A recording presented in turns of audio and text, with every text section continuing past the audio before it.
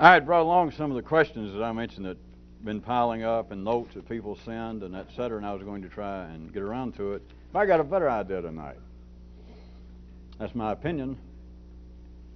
That's the only opinion I give a damn about. I got a better idea. I'm going to tell you a story. A little tale. Fairy tale, a legend, a myth, a metaphorical squid.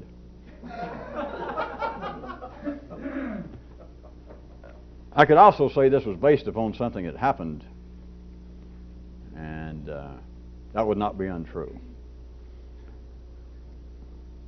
in case anybody wants to remember that. This sort of thing, without any doubt, can appear to be a whole lot of talk, because I should know I'm the one doing a whole lot of talking. And I'm also aware of the fact that those who stay involved with this for any length of time, no thanks to me, but throughout history, they find this, the talk part, which is the place where the intellect can, the nervous system of man through the intellect can expand, which is one of the questions that I was going to try and respond to tonight, about how to get out of the genetic grid. And in general, talking about down at the ordinary level, I was going into it more, but I'll go ahead and use this as a little springboard for a second. Generally speaking, you're not talking about getting outside the genetic grid, that is, outside the genetic aspects of man in life's body. Now, there are aspects that go beyond that that are very difficult to talk about, much less do, that I've sometimes referred to as like little 8-year annual or 8-year shocks and jolts that you can do to your system. But the idea of actually changing your genetic place in life's body, you shouldn't even start there. Now, I've certainly never encouraged it, and if you ever thought that you were involved with that, you got to be half nuts yourself to begin with. In other words, you still believe that you're going to grow wings or learn how to walk on the water. What you're dealing with is the possibility of moving in the secondary world yourself. Not you growing another eye up here, another arm, but of growing here.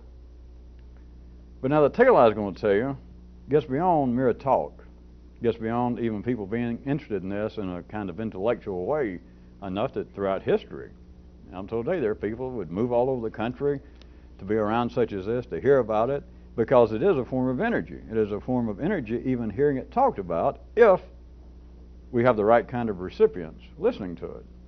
But I wanted to tell you a tale that brings it kind of down to the nitty-gritty about how iffy this is if you want to look at it from the kind of genetic basis of the secondary life, of ordinary life. It's a grand old tale, but I'm going to infer in this telling of it that the people were out of the ordinary. Let's say it was people that believed that they were trying to be involved with some sort of extraordinary effort in their life. And they ended up in a business arrangement. They ended up trying to do a deal together. And then the deal fell apart. And the people are confronted. Now, I know this is going to sound like, boy, have I heard this story before. I know, because your nervous system has lived it before. But listen to it. Because I want to be sure I'm making it plain when I said I'm inferring or maybe. In my story, since I'm making it up, in my story, the people involved were attempting to pursue some extraordinary course in life, that they weren't just trying to make money, they weren't just trying to be ordinary people, which is all right. They were attempting to be involved with something that maybe this seems to represent, or this may be a part of. They attempt to do business together, and I assume you'll not be surprised that even though, let's assume that they had the potential, both of these participants, to be unordinary people. Let's assume that they had even gone through stages of having on their own, not just theoretically, but on their own, having some understanding about the genetic grid of life, of the way in which the march down the great slaughter queue right over the hill, the way it operates all the way from social position to economics, to getting ahead, staying ahead, taking advantage of other people, understanding what that is, to understanding what it is to try and protect your own rear guard, try and look after yourself. But these two people end up, as should not be surprising, and they both have no doubt that the other party, their other would-be business associate, has misused them. And of course, in ordinary life, if you're being misused financially, we're talking about the big misuse,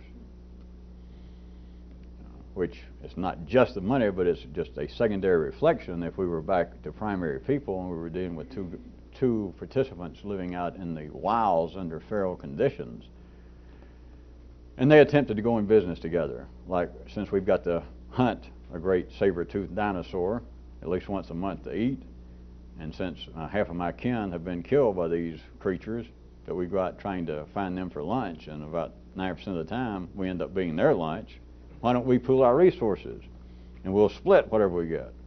So if it's on that basis, you do understand. Or if you don't, you people, all of you grew up in some kind of religion, I assume, Jews or Christians. According to your great holy book, by the time you had, 3 or 4 people on this planet, one of them killed the other one.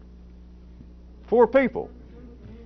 And it wasn't over money, because they didn't have shekels and pesos back then, but it was on the basis, even when you didn't have money, of fighting over, I've been mistreated. It's not psychological, because let's assume we had 4 people on earth. The psychological basis of man at that period was very shallow.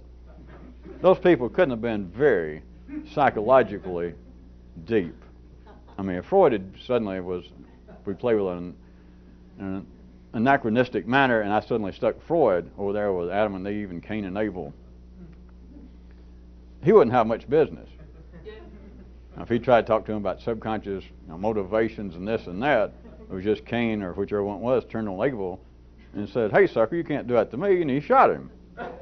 And if he said, as Freud said, let's talk about what was the subconscious motivation, what kind of sibling rivalry had happened in the past to make you, he'd say, I don't know what the crap you're talking about. The guy, tried to take me, my own brother. I ain't gonna put up that kind of stuff. So you had it then. The reason I backed up, but nowadays it would seem to be money itself. But it is always, you're talking about the energy of life. But now everyone knows this. If you want to get beyond mere theory about how a man might be able to live and what might be a nature of a more profitable existence, if you get down by God to talking about money, we're talking about serious shit, are we not? Yeah, I'll speak for ordinary people, that I might stand for someone questioning my musical ability.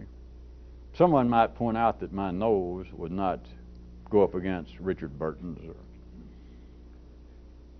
But that son of a bitch over here tried to beat me out of $10. It has nothing to do with greed. It's got nothing to do with morality. This is the surface of it. We're still talking about the flows of energy that keeps life alive. Now, you would think, perhaps, in my tale, that people who had been along certain side paths outside the arbitrary queue might have some pause to consider, is fighting over anything worth the price, the toll it takes on my nervous system? But now, see, that's the sort of thing that we seem to talk about here a lot. And with just slight variations, you can go out to almost any temple, church, tent meeting, and you can hear that same sort of thing throughout history. Some institutionalized voice of life under the guise normally of religion saying, life is too short, infinity is too long, and it says right here in our Veda Mecum, right here in our Bible, it says good Christians or good Jews or Muslims shouldn't fight with each other. It says right here that Allah doesn't give a damn how much money you got when it comes time to be judged for paradise. And it's no simple shot that we're taking at religion, and we're not laughing at the level of intelligence or sophistication of those that would hear that and go, because it is based on the reality of the flows of energy that people do respond, that something's wrong. I should not be mad at my brother just because he stole one of my sheep. I shouldn't have killed him. Or I shouldn't be mad at somebody I've been friends with just because he borrowed money and forgot about it. There is a basic response with certain people to hear an attack upon this sort of relationship, this kind of argument. So there's nothing new.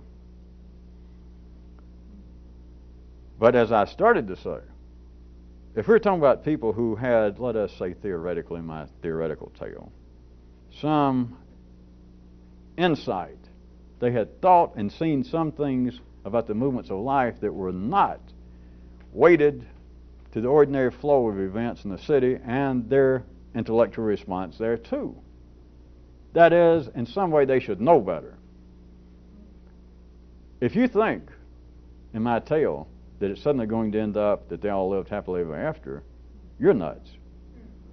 Because as long as you're alive, you are still subject to the laws of gravity. You're subject to the polarization of the activities in the city, and it is extremely difficult, even in a fable, for a person to believe that they've been mistreated, which has to do with the polarization of energies. But I don't want to distract you from my tale. I'm not trying to do some kind of verbal legerdemain to make the kind of emotional impact and tug-of-war between the two participants in my tale to make it seem any less by me saying, well, that's all a bunch of baloney and people shouldn't do that. No. Because unless you're going to be a hermit, which will really drive you nuts, if you're going to attempt to do something extraordinary, you're still partially going to live in life.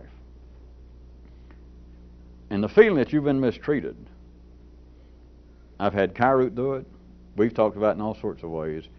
Feeling that you've been mistreated is one of the glorious payoffs of the carnival of life.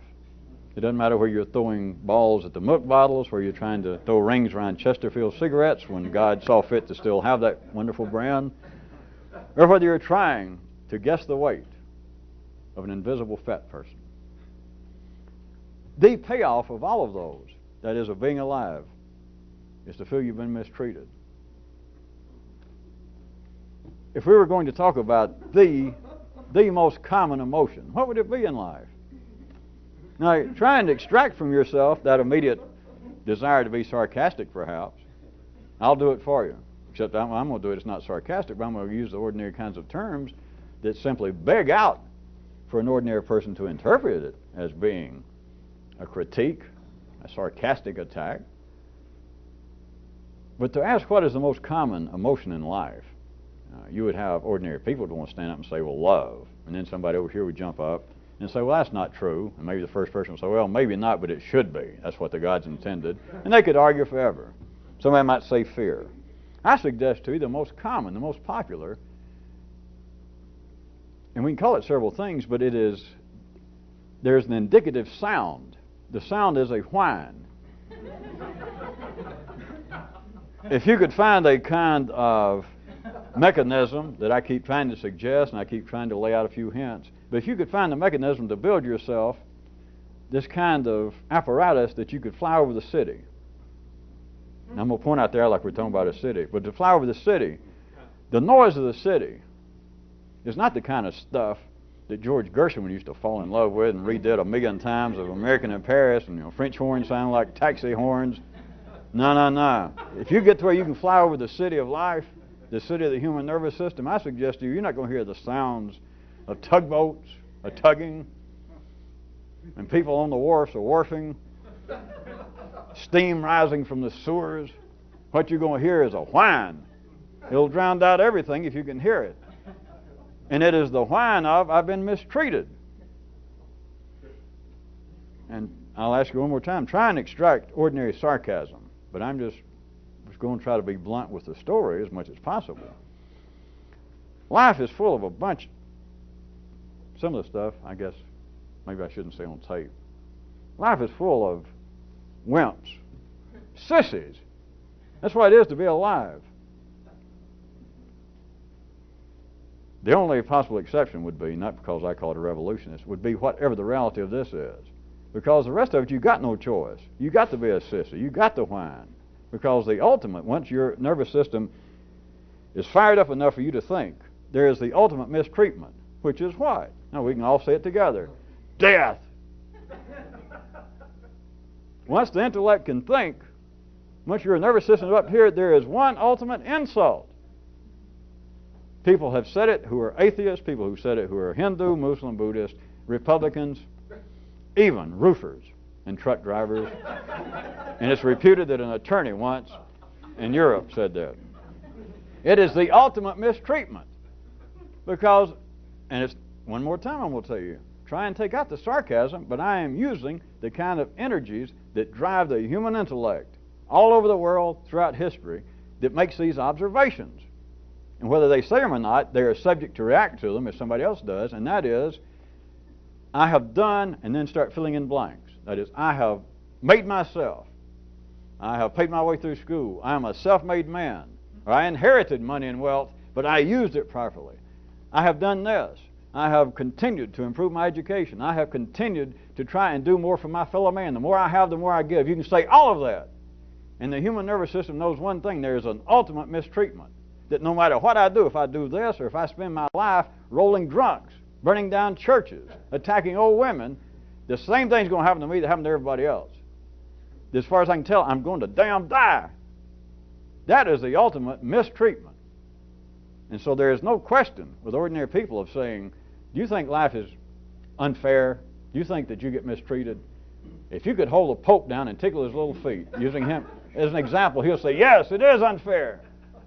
And then if you were the whole body of the church, the Catholic Church in this case is one example, and the whole body jumped out from behind a closet and says, we couldn't believe that you'd say that.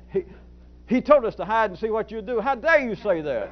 And if I was still tickling the Pope's feet, using him, again, as just an example, he would say, well, come on, face up to it. I mean, it's just a job I'm doing. But we all know this is unfair. I'm going to die. I don't like it. The whole world is nothing but a bunch of sissies. That's the nature of the human nervous system once it can think. The only person that's not a sissy is somebody that knows what's beyond the polarization. And I don't mean somebody just say, that their nervous system is not wired up to be part of the general scheme of things that could say, I don't care if I die, and shoot themselves. We're not talking about that. We're talking about those that are in the middle of the bell curve of life's grid.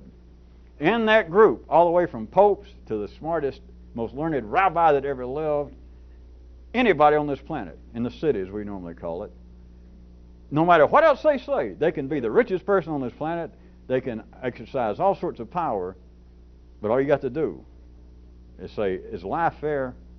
Have you been mistreated? They might say, never in my life. But they know that the big mistreatment is coming, that they're going to die. The reason I go through all of that was to say that under any ordinary conditions, from the ordinary level of your development of the nervous system of everybody, from here down, there's no question of talking to that and saying, hey, life seems unfair. And it goes, yeah, maybe. And to say, well, it's not.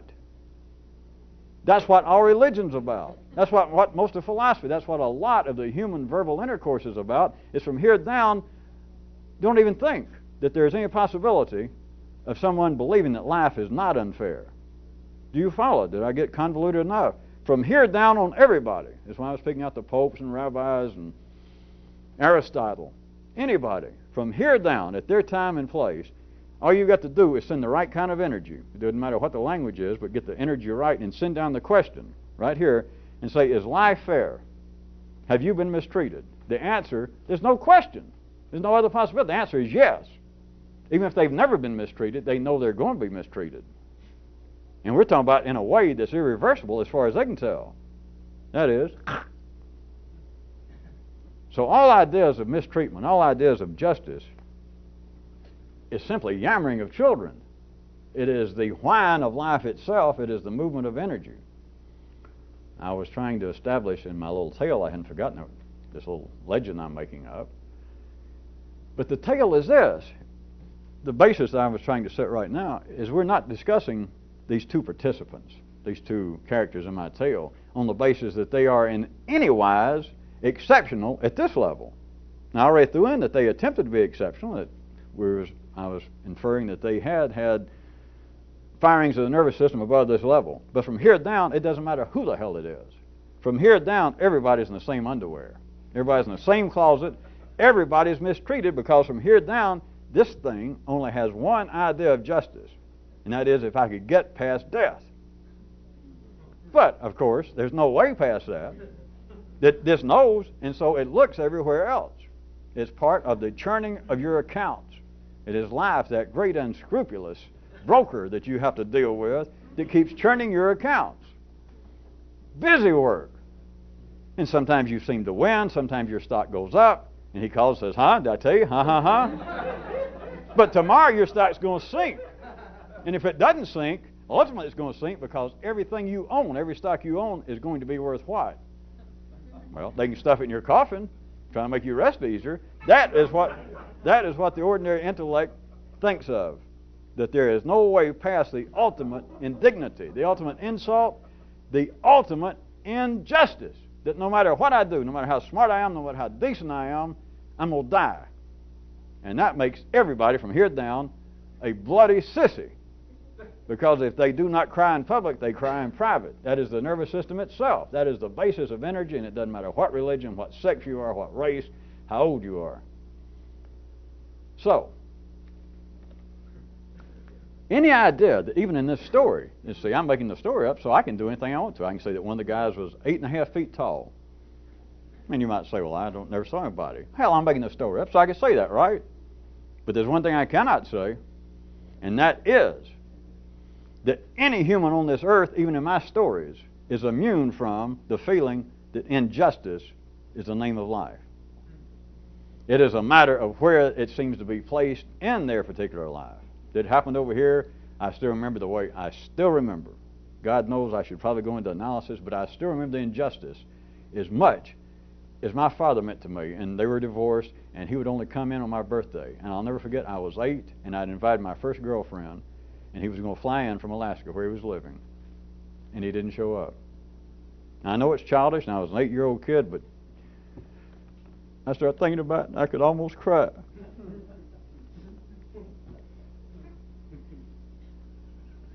There is no immunity. There is no immunity from the feeling that I have been mistreated. So I could not even make up a story. I cannot tell you that one of these two people, or two of them, were in some way non-sissies. Have we established that enough? But now, let's try and drag in what, may I be pleased to infer, might be the energetic reality behind this kind of stuff. This kind of stuff is never said, and I certainly wouldn't be a party to misleading you, has never said that it was about either this or that in the ordinary scheme of things. It's not about going to paradise or heaven or making the Pope happy or ending up in the promised land. There is no promise with this. There is no particular payoff that makes any sense to this. Now, it can sound as though it could.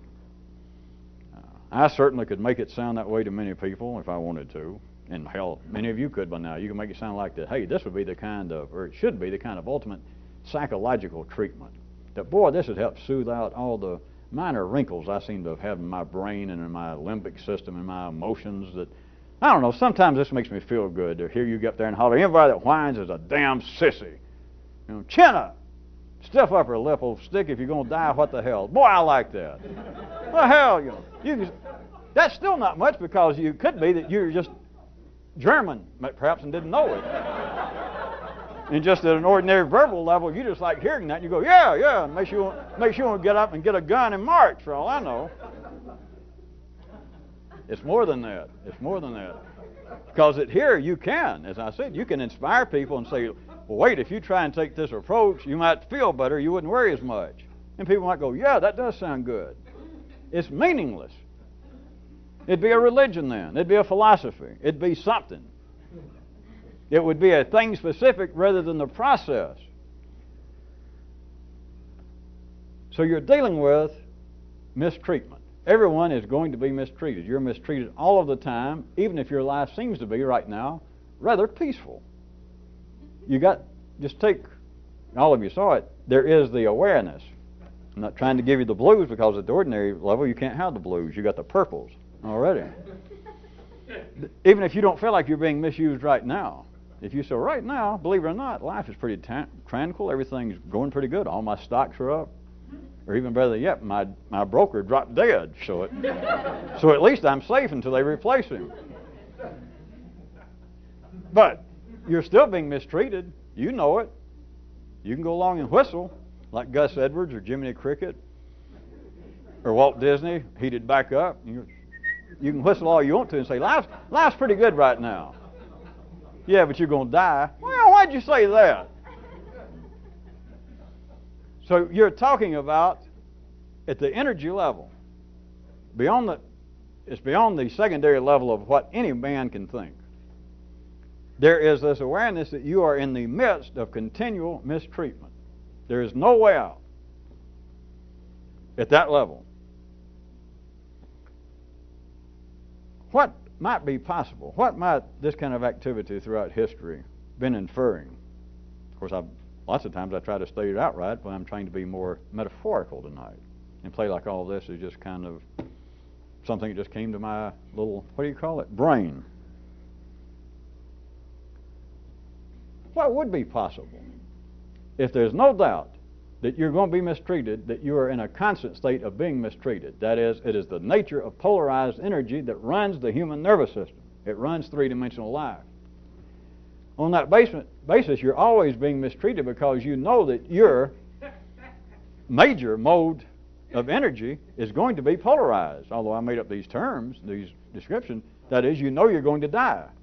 So you know that the day's coming, no matter what you do, that your particular polarization is going to be reversed. You're going to and die. And that's it. But on the basis of what this kind of activity seems to be, what is the other possibility? What else might be possible? Now again, an easy verbal description almost sounds, or should probably sound to an old nervous system familiar. You're growing up in a church or a temple. Even at the city level, the institutions of religion like to talk about, well, you should set your sights on higher goals. And all kinds of occult, mystical, transcendental cults and offshoots throughout history have been saying the same thing. Well, a real person, somebody that was trying to be a real mystical Jew or a real secret Christian or a Sufi inside of Islam, would simply turn their eyes, their attention away from the mundane travails of life, this seeking of gold and position, and they'd look away. On that basis, all they're saying is to try and distract themselves from the fact that they're going to friggin' die also. And it doesn't get you anywhere. Or if it does, that's where you should be. But what is possible, what might be possible, that in regard to being mistreated, that might be along the lines of attempting to, as we've sketched it here, extend the operations of your nervous system into areas that are now non-functional. It's not simply a turning away that the mistreatments of life are an illusion.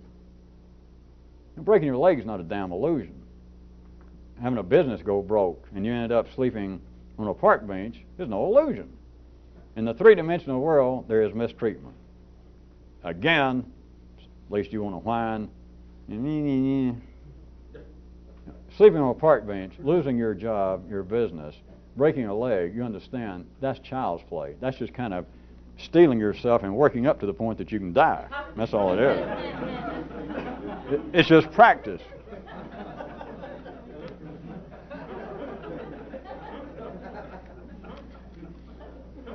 But back to materialistically, three-dimensionally, spatially, giving it its due, you're going to hurt. You're going to ache. You hang around long enough, you get old. Big deal. I'm really revealing some hot news. So what is possible? Between that kind of crude observations about how breaking your leg and getting sick, or suddenly now that you're 50, you begin to get a little stiff and you can't run as far and lift as many weights. Hey, boy, welcome to a damn club of instant enlightenment. All the way from that just being a workup. You're getting yourself in shape to die is all you're doing. All the way from that to what I was saying that you can find verbally on the surface, even within religions, that seem to be telling humanity of, hey, all that's true. Sure enough, you're going to die, and life can be a pain on your pecker. But look away. Think about godly things. Think about infinity, which is still them saying, try your best not to think about the ultimate mistreatment, that you're going to die. Which is why religions have to say, oh, no. come join us and you're not going to die. Oh, sure, you're going to lay down and die, but right after that, you'll lay down and die, and everybody go, wow, Hubert died. Right after that, you'll pop up somewhere else. You'll be in heaven. You'll be in paradise. Notice how many people say they believe that. And notice how many people have ever been there and came back with any photographs. It's kind of an unfair tug-of-war, if you're going to look, or a seesaw. Because the first group, you have almost everybody on this planet. In the second group, you have, I think, what do you call it in mathematics? Oh, zero.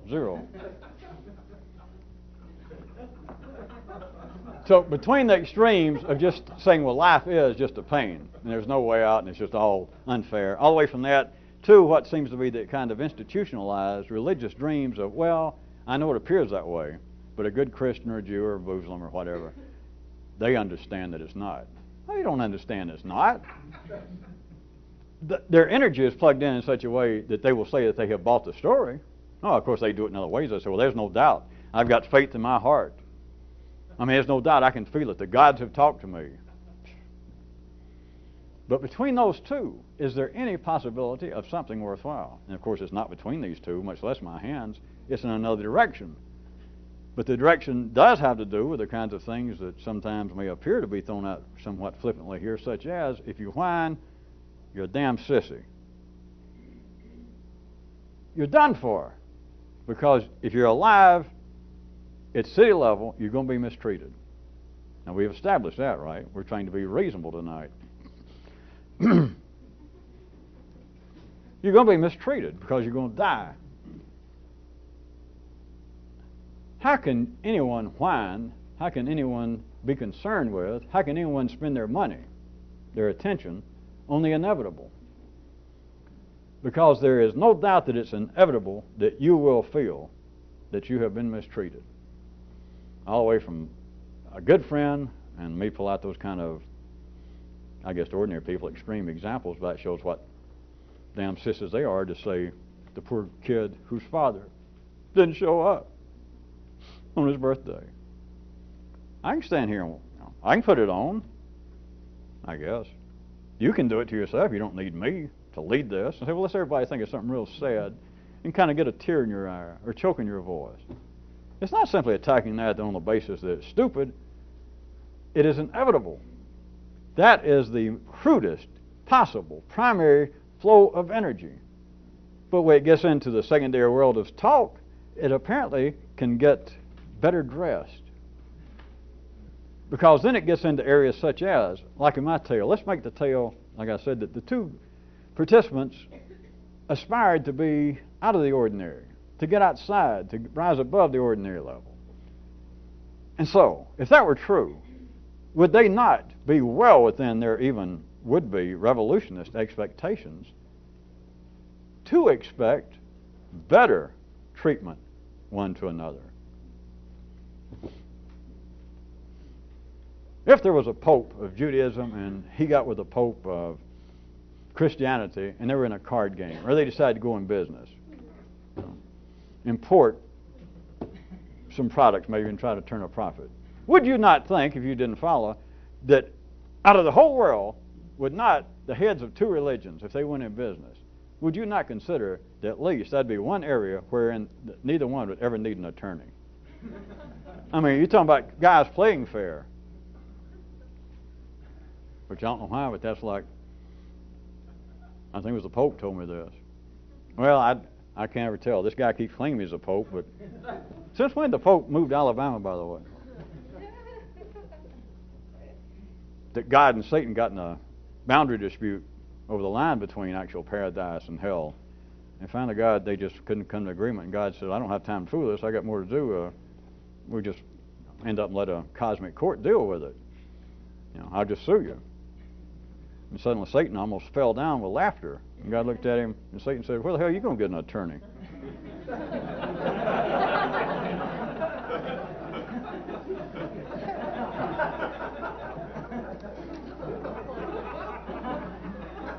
Back to what I was trying to use.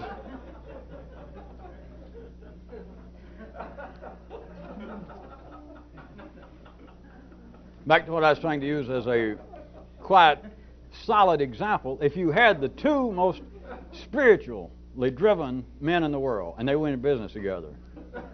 Such as, if that doesn't make enough sense, go back to Cain and Abel, and there were 4 people on this planet. Or maybe there were 2. Maybe Adam and Eve were gone by then. There were only 2. 2 people. You know, what the hell happens? One of them kills the other one. And it wasn't over sex. You know, unless I can't remember now, unless Cain thought Abel had his inflatable doll. But it obviously wasn't over a woman. It was over what? You mistreated me. The point is, the 2 at the ordinary level, the 2 apparently most inspired, enlightened, progressive men on this planet, or women, of course, if they went in business together, do you understand that it is inevitable? There's no way out. One of them, and of course it started with one, it'd start with both eventually, because that's what's known on this planet as defense, which is simply the polarization, the reversal of it. But those 2 people could not be in business within a reasonable length of time, one of them's beginning to complain that you have mistreated me. You're not living up to your end of the bargain. You're taking too much of the profit. You're skimming. There'd be a complaint. And of course, as soon as you got one complaint, this is the nature of energy. It's not the nature of men. It's not the nature of psychology. It's not the nature of religious or moralistic or business blindness. It's the nature of the flow of energy. Is one of them would say, I'm getting cheated energy-wise. Of course, he'd say money. And the other one would do what ordinary people would want to say, defend himself. He'd say, wait a minute. Don't you accuse me. You're the one that's been shortchanging me. I just hadn't said anything. Wait a minute. And both of them would begin to draw up their own little Luther list.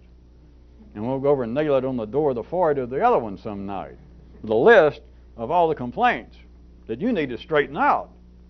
I have been exceptional. I have been so clean. I have been so pristine and pure in my dealings with you, and you have the nerve to do this. It is inevitable. Don't worry about when, don't worry about how, don't worry about if. It's inevitable. There is no such arrangement in life. There is no such deal. Let's stick with business for a second. Some of you should see this. There is no deal that happens where both participants walk away feeling like they both won. Now, it happens. It happens. But no one notices it. It disappears. The only thing that makes an impression on the human intelligence is the polarization of energy. No one sees a seesaw if it's standing level. Do you follow? History is not made. I'm talking about instant history, much less the long history. But right now, people are not aware of situations wherein there is an equitable exchange of energies. Now, it happens all the time. When I said don't hold your breath, it won't happen. It happens all the time. But it's irrelevant. It is beyond human awareness. Sunrise, rain. Because I could stop there and show you how ordinary intelligence chops up the processes of that to find it when it becomes thing specific to be unjust, such as, well, I know it's got to rain, but Jesus, Holy Mother of Christ, why did it have to rain tonight when I had just bought my new toupee and the damn thing's sliding off and humiliated me? So even that. But the thing is, in people's ordinary life, in everybody's life, there are constantly, I don't mean just here and there, it's going on right this second. Constantly. It's going on in this room, it's going on in your body. There is the equitable exchange of energies, but you do not register it. It does not register in the 3D world. It does not register on the basis of polarized energy. It has to be one or the other for it to hit human attention. Therefore, everything that a human notices is unjust. Now, that's not necessarily the words, but there is no success without failure. There is no second word, if you recall, no first word, much less any other, without a second word. That is, there has to be the injustice of the first word. There has to be the anonym of the first word. There has to be the antithesis of the first spark of electrical chemical energy of the brain, or there would not be the second one. So if you have an equitable flow of energy, which is going on constantly, it does not register here. Now, it registers all over. It helps keep you alive, everybody. But it does not register here. There has to be an injustice. There has to be a mistreatment, although it's not called that by any means all the time. But everything you notice. Scratch yourself. To change your position. To get in a more comfortable position. You are registering a complaint about the injustice. You wonder what time it is. Could we turn up the air conditioner? Or what? Why not talk about something else? I wish I hadn't eaten before I came tonight. And it does not have to be on the basis of it sounding like a complaint. If it registers enough, to a certain point that I'm not going to stop and go into, but if it just generally registers at this part of your brain, it is on the basis of some mistreatment, whether it was you or somebody else. There is an inequity of justice. There is an inequity of energy, or else you would not be registering it neurally. So any idea of injustice, any idea of justice, is far beyond the operations of this. Because if there was some kind of perfect justice, that is, that everybody won every game, both sides won every game, it was always win-win, we're talking about the great silent death. Or we're talking about, I guess, science fiction people's and even scientists' ideas of the great unpeopled areas of the universe where you stick your ear outside the spaceship and it's just nothing. That would be perfect justice. That would be the closest to perfect justice.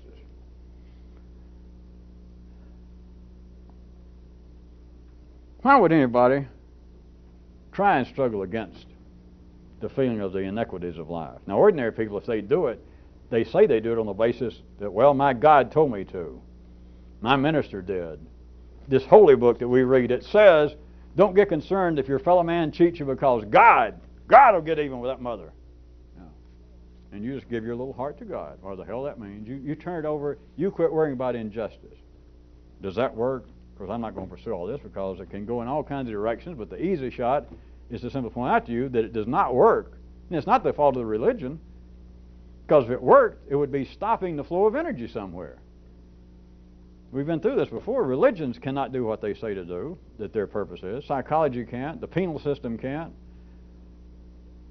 Diet books can't. A restaurant can't. A restaurant says, eat here and be satisfied. That's not true. Oh, now you go and eat, and you have put a temporary, like a comma, in the process of being hungry. But if they could actually say, we guarantee your satisfaction, they'd have to kill you. And maybe not with a gun, but they would have to feed you enough on the spot that you died. And of course, psychology cannot cure people of problems. Religion cannot cure people from worrying about death or from mistreating each other. That's not the purpose. But those involved are made, because of the way the energy flows, they are made to repeat their intellectual say. You might be able to put them on the Catherine wheel, if not, make them drive a Studebaker until they embarrassed to death. And they might never refute the fact that, yes, I believe my religion. And I do believe when I die that I won't be dead. I'll go somewhere. There is no reality to that. I don't mean their belief. There is no reality to them saying, yes, I'm convinced of that. And all of you should know that by now. It's no fault of religion. It's no fault of man. The religion is not supposed to do that. And if it wasn't religion, it could be something else. But nothing is made in the city. Nothing is made in the life of man to put a real period. Nothing is made to execute justice in life except death. But if you're waiting for there to be an equitable exchange of energy between you and somebody else, between you and your mother, between you and your father, between you and your best friend, you are, as they call it in some parts of the universe, a friggin' idiot. I don't know what the hell you're doing here. But back to what I was asking you for a second, is there any purpose in trying to do otherwise? And the answer is no. Unless you're a kind of five-dimensional idiot. Or else you should be pursuing religion and saying, well, yes, I don't like being angry. I don't like the feeling of harboring resentment toward my fellow man or toward my mother or my father or some friend of mine. I don't like that, and that's one reason that I try and stay close to my religion. The older I get, that's one reason I go back to church. I go back to the temple, and I try to think about how short is life. Many people, when they hit 50 or 60, begin that kind of crap. How short is life, and maybe I should forgive my father for mistreating me 60 years ago, since I'm about to die. But other than that, back to me saying, but not between my hands really, It just sounds three-dimensional, but somewhere else. Is there any possible purpose in somebody trying to free themselves from that? And there is no good term here, because free yourself from it is not the right term. It's not as though it's some sort of mad pit bull that grabbed hold of you, or as ordinary people believe, as life makes them believe. It's not as though Satan or Lucifer or evil powers have in some way jumped on your throat and making you resent the fact that your father ran away and left you, or that somebody you went in business with cheated you. It's not to get free from that. It's to go somewhere else. And I ask again, is it really worthwhile? Why should anybody try to do it if they understand it? First off, you got to have, before I even try to hint at any response to my own question, first off, you have got to, since I've spent nearly 50 minutes doing it, you've got to understand on your own what I've said for the last 50 minutes. Not because I'm correct, because I'm not. This is insane. Thus far, it hadn't sounded that bad, but some of you know what I'm talking about already. This is nuts. This goes completely against the grain of the ordinary flow of life. So it's just, if you're ordinary, forget it. But to somebody else, what is the possible purpose? Well, first, you have got to have the basis of understanding on your own that what I have been talking about, around in circles and up and down and sideways, is a fact. That, put in simple terms, everybody on this planet is waiting in line to mistreat you. If you're ordinary, you can say, well, thank God that life is short. And thus far, it's only been my mother, my father, all my brothers, all my sisters, and I guess in my life I have known, close enough to call them friends, maybe 117 people, and every one of them mistreated me. But at least you've got one thing to be thankful for, that life's so short that the rest of the line of all of humanity, and wherever it is, 15 billion people are waiting to mistreat you. And of course, not just you, you're in every other 15 billion person line waiting to mistreat everybody else. That is, it is the energy grid.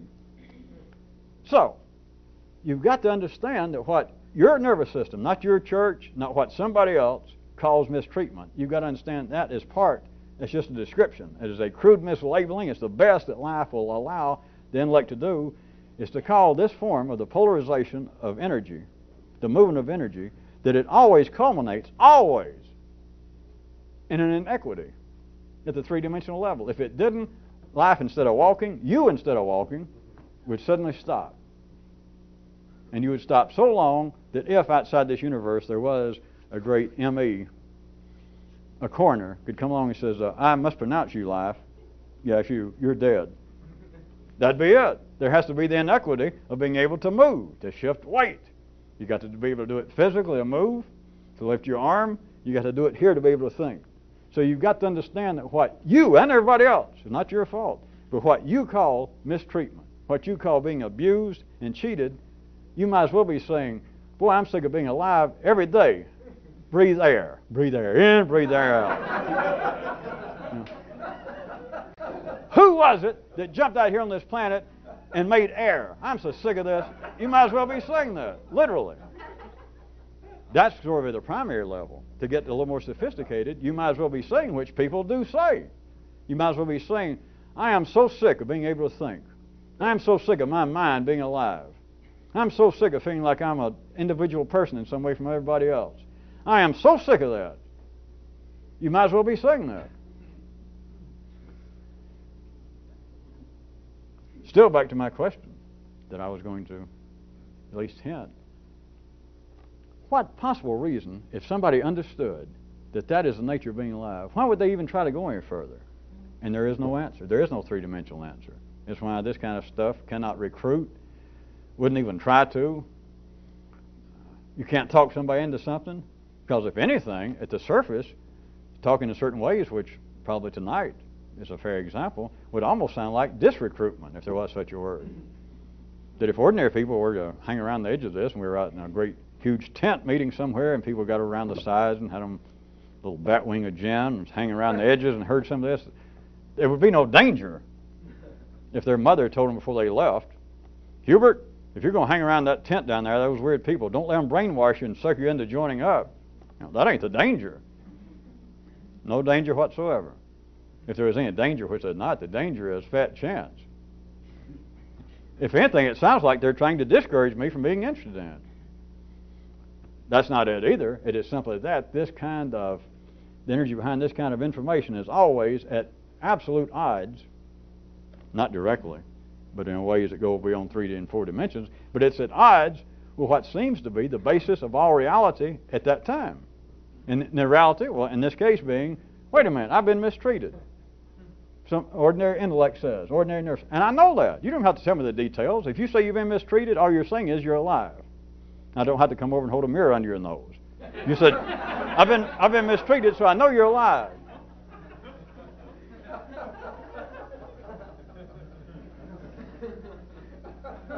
Then what, possibly? Why would anybody even try to go beyond that? And there is no reason. I can't tell you any reason. Why should you?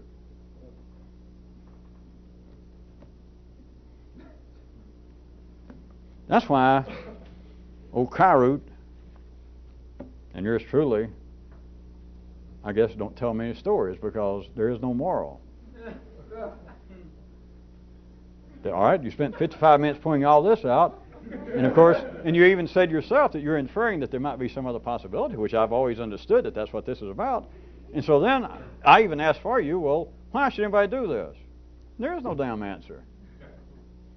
Oh, there is. But I can't bring it into the 3D world.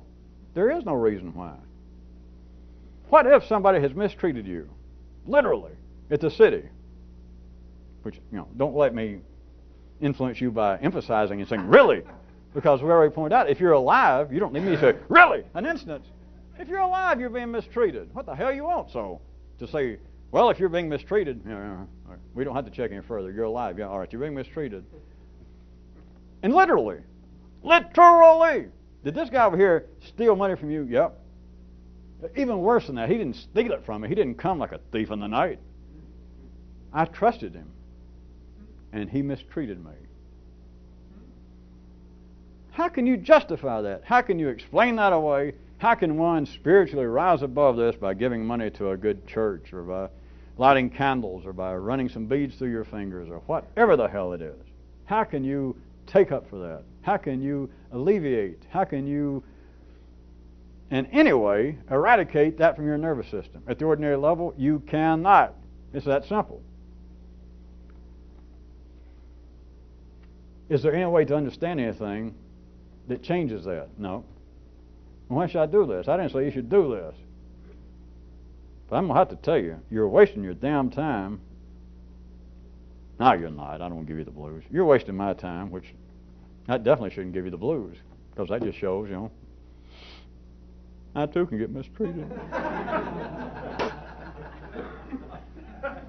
You're missing it. And not for any reason I can tell you. But everybody on this planet's going to mistreat you. Your mother's already mistreated you. Your papa did. What the hell? What do you expect from other people? Even in my little fairy tale. What do you expect? If you're alive, there is the inequity of justice, or else it's not even registering on you. There is the injustice of being hungry, of being horny, of being too fat, being too hungry, being too cold. All that's primary. And nobody will question that, because you've got that in common with your dog, with your house cat.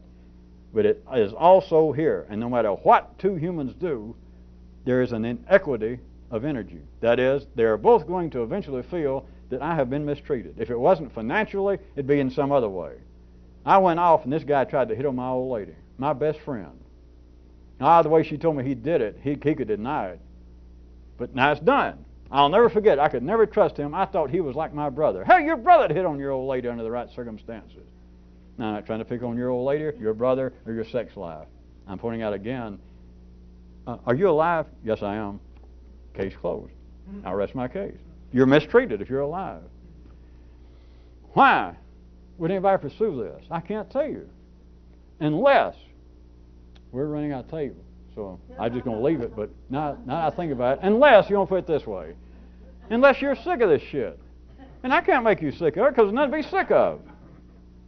Unless there is something in you that you understand, not because I say it, but you understand why I say something about only sissies whine, only sissies cry. Only sissies are dumb. Only sissies need to cry. All we're talking about is ordinary people. I don't care how big they are, how strong they are, how much education. It's people who are saying, I've been mistreated. And if they don't say it now, they're saying, I'm about to be mistreated because I'm going to die. Me, Mr. Wonderful. The person who has never been mistreated. The person who rose above it. The person who is so strong, so stalwart here, I have never been mistreated. I have never been weak enough to think that some other human could mistreat me. I'm above that. But I'm going to die. Unless you've got some reason on your own, unless you can understand, I can't recruit you. I wouldn't even try. That there is nothing to some people, very few, I'm talking about very few. You may have seen them you've seen enough in numbers. They can feed something here that they wouldn't swap anything for. They wouldn't swap being able to give God the finger. They wouldn't swap, all right, death. You like that one better? They would not swap another morsel of being able to fire this up in new places to be able to get death in a monkey grip. Or to be able to at least look at death itself and go. In other words, there's nothing available that they would take in place of this. Not because it's right, not because it's good, not because it's just, not because it is fill in any blank. There is no because. But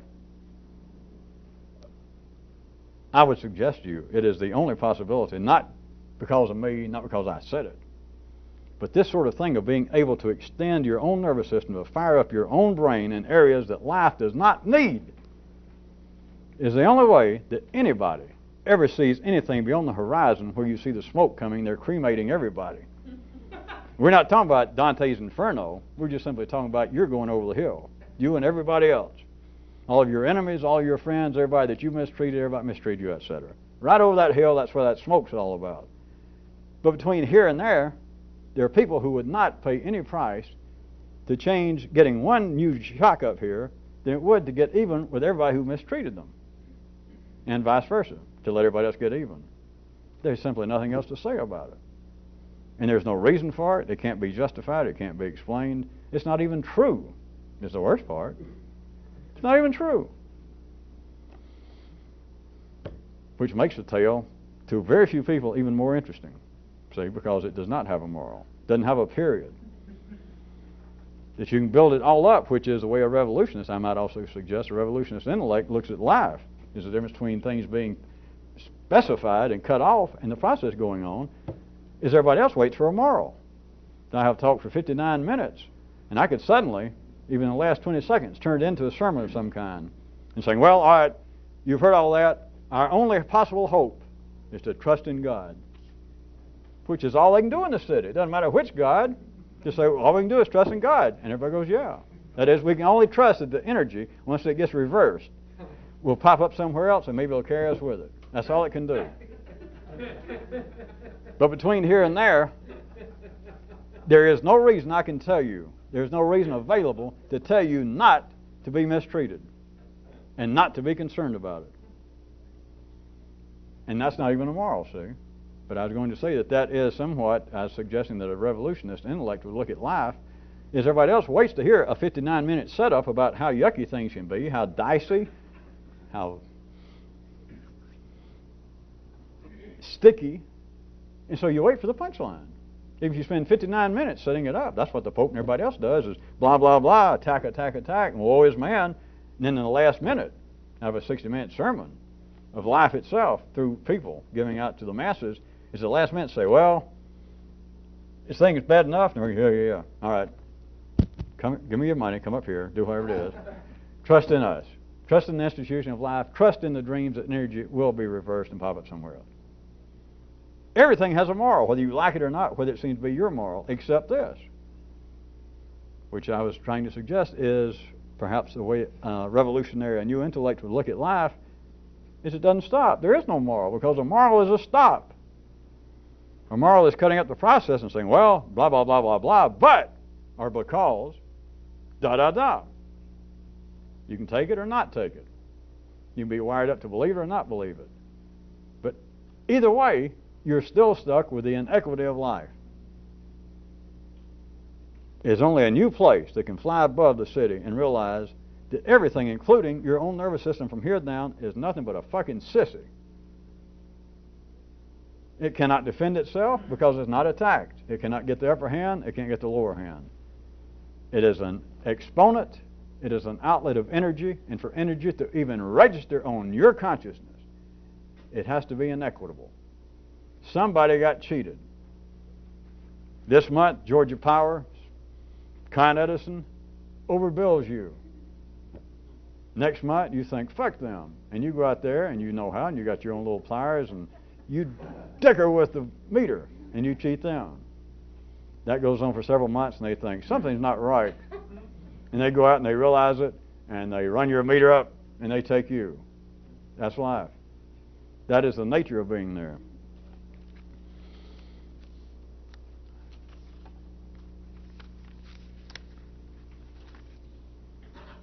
I'm almost inclined to get soft myself and whine and be a sissy and tell you that it sure is a damn shame.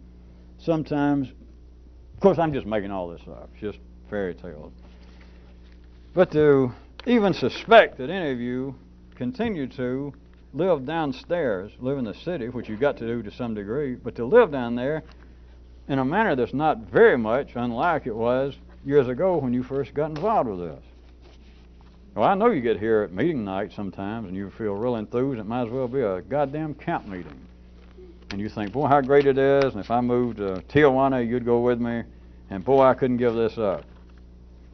It's not an attack, but you walk right out the door, and there you are.